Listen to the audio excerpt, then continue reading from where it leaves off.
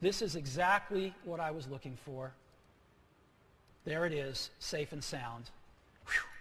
And so now I want to restore this, and so all I do is push this button that says restore, and boom, I have now restored my presentation, and I can open it in Keynote in this case.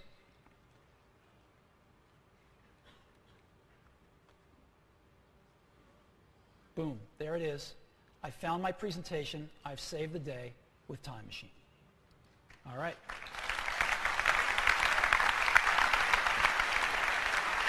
So the goal here is to build this in and make it so simple and so automatic that people actually use it. One-click setup. Just hang a inexpensive drive, USB FireWire on your Mac, or get an Airport Extreme base station, wirelessly back up all the Macs in your house, and if you lose something, it's really easy to search back in time and find it, preview it with Quick Look, and then restore it with just one click. We think this is really important, and that's why we're building it into Leopard, and that is Time Machine. Okay, so this is 10 things out of Leopard that we wanted to give you a little look at today. A new Finder, Quick Look, 64-bit top to bottom, core animation, Boot Camp built in, spaces, dashboard, extended iChat, and now Time Machine, and all of this with a whole new desktop. These are just 10 of the over 300 features in Leopard, and we think you're really going to love it. So, Mac OS X Leopard, you're getting a copy today. Leopard Development Preview. After the keynote today, just walk downstairs to the registration desk and pick up your copy this morning. We want to get it in your hands, have you start testing it, giving us lots of feedback, because we intend to ship this in October. Now, we've got a basic version, which is going to cost $129. We've got a premium version, which is going to cost $129.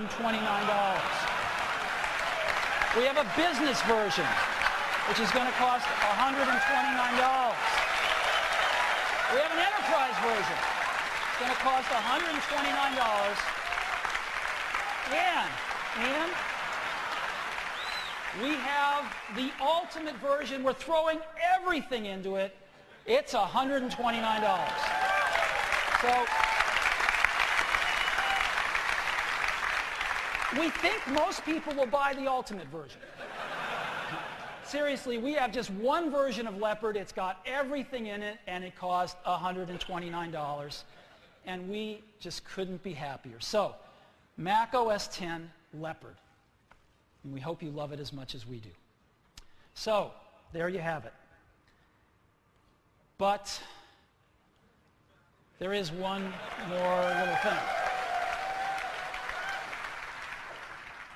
Since we're all here today, there's one other thing we wanted to tell you about that we think you might like.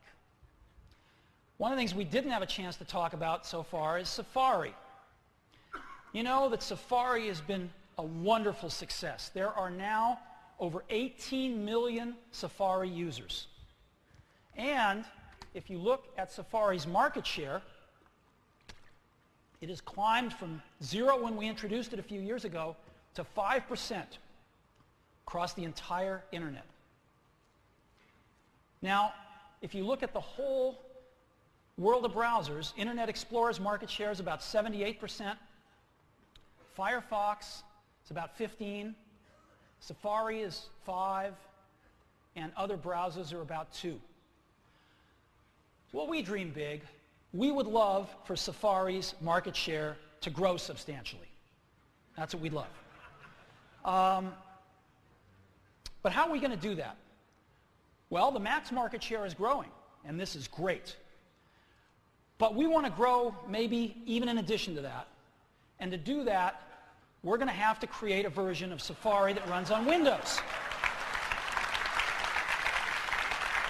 We have a little bit of expertise in doing that because of iTunes. And that's exactly what we have done. We now have Safari, the latest and greatest version, Safari 3 running on Leopard. Safari 3 now runs on XP and Vista as well.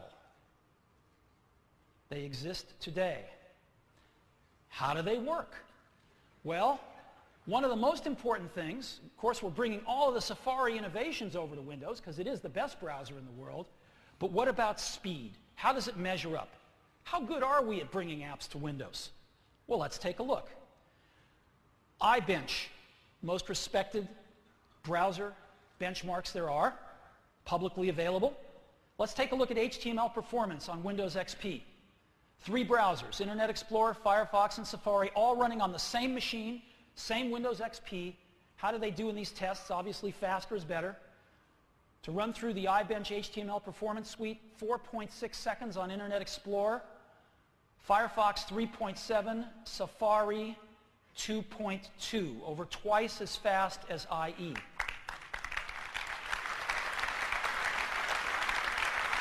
Let's take a look at JavaScript. Another very important thing. Internet Explorer to run the iBench JavaScript suite, 2.4 seconds. Firefox, 1.6. Safari, under a second.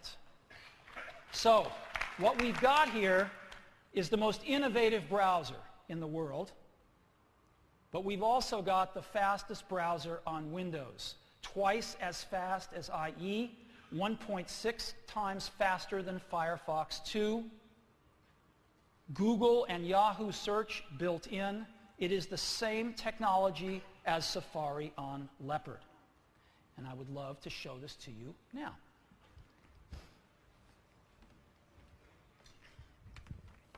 So I'm obviously going to have to change computers here. This is odd. So let me go ahead and launch Safari out of the Start menu. And here it is right now. This is Safari, and I can go to websites. I can go to Yahoo here. I can go to the New York Times, right? MSN,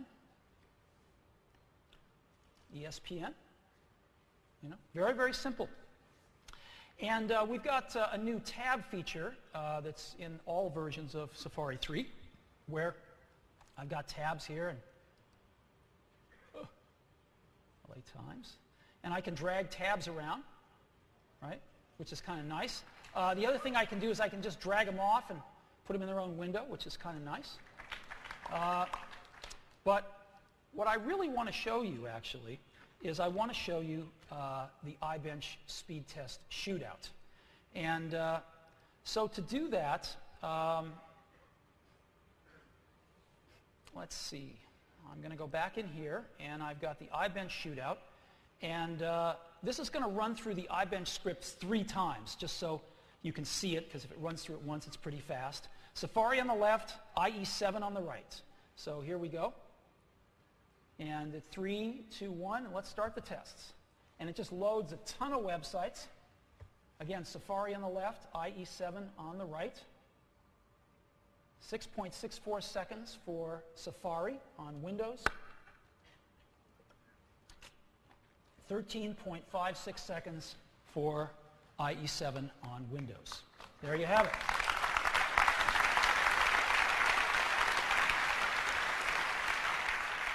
So Safari is the fastest browser on Windows. Again, as you can see, you can run these tests yourself.